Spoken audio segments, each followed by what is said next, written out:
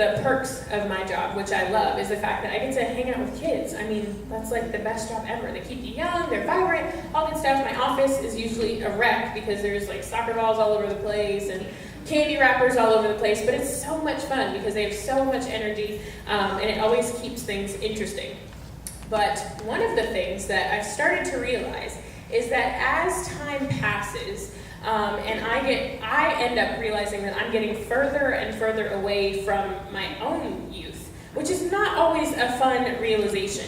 I hang out with these kids, and I realize exactly how young I'm not. And so that's one of the things that I'm constantly coming to terms with. At Christmas time, my niece, she's 10 years old, she came to visit, and we brought a friend along, an 11-year-old at the time, so they climbed in the back of my car, and we're going to go explore Stuart for the day, because she was here with Auntie. And so we go, and they're in the back seat, and they're just chit-chatting, all this other stuff. Now, I'm thinking, because I am the young and hip aunt, that at any moment, I'm going to be able to jump into this conversation and, just show them that I still got it, So they're talking, and they're talking about famous YouTubers, and then they're talking about the famous YouTuber shows that they watch, and then they get into these episodes, and slowly I'm starting to realize that I have no idea what they're talking about.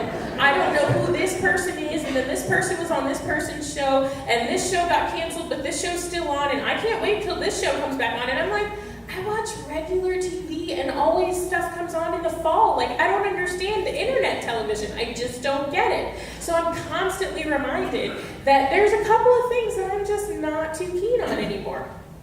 I had the pleasure of taking our students to Pahokee a couple weeks ago. This was our service project for the week.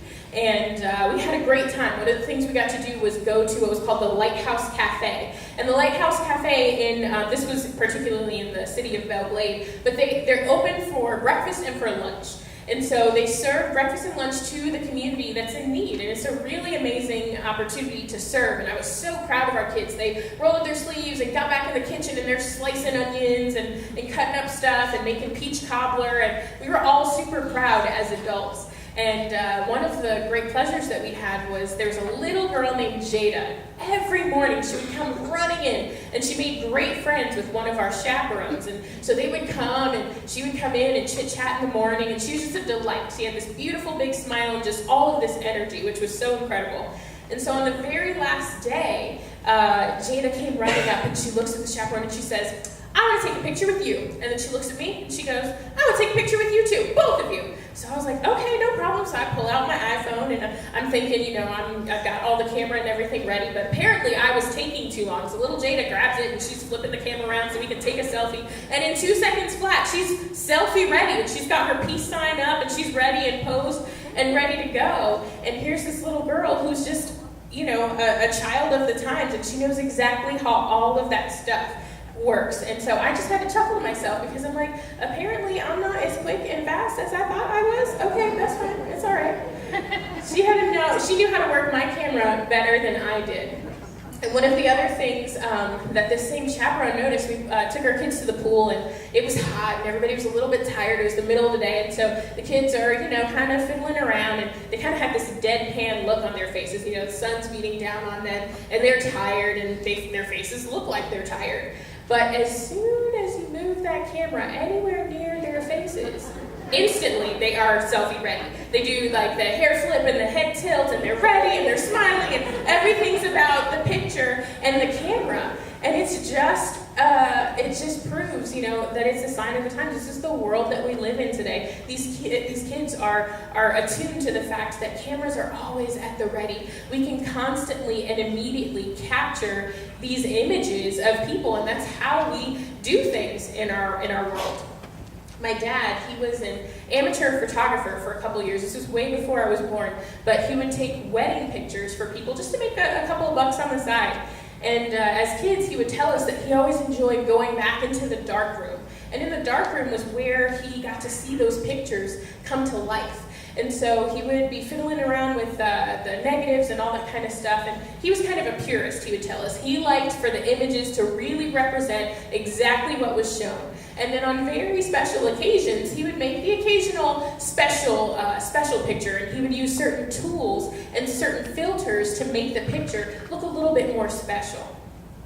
In this world that we have now, where everything is inundated with social media, filters are something that we are constantly inundated with. As soon as you open up your camera, or you go to post something on Facebook, Instagram, whichever it is, you're presented with these options, these filters. And these filters help manipulate the picture of what we have, and they show the other person exactly what it is you want them to see. So in that instance, you have ultimate control over that. You get to show that person, here's what I want you to see, and here's how I want you to see it. You get to manipulate it in that way.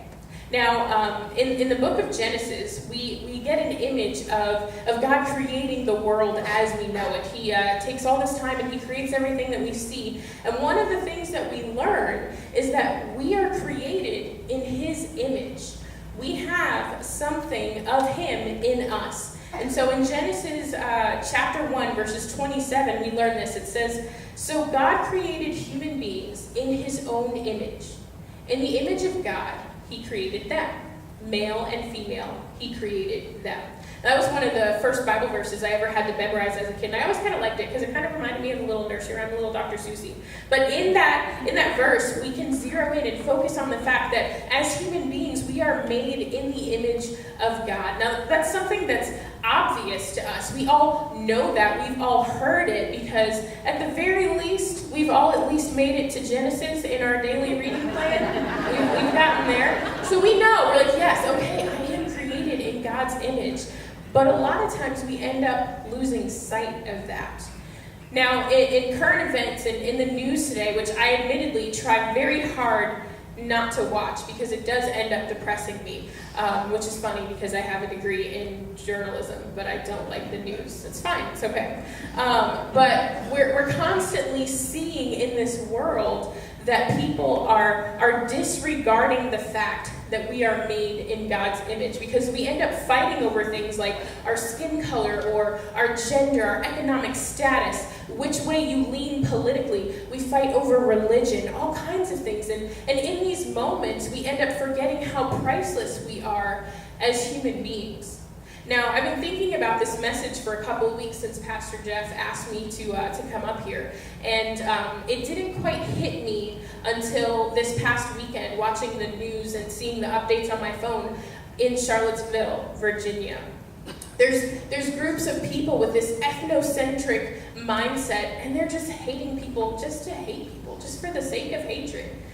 But what we have the ability to do is if we take God at his word, we all have the knowledge that we have his image in common because he created all of us.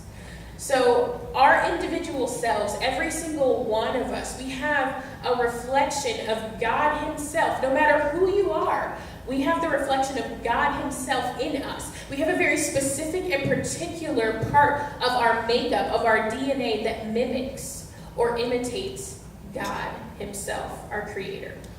Now, I want us to keep that in mind because we're going to dig into 1 Samuel chapter 16 today. So you guys can either follow along in your Bibles or look at the screen. Either way,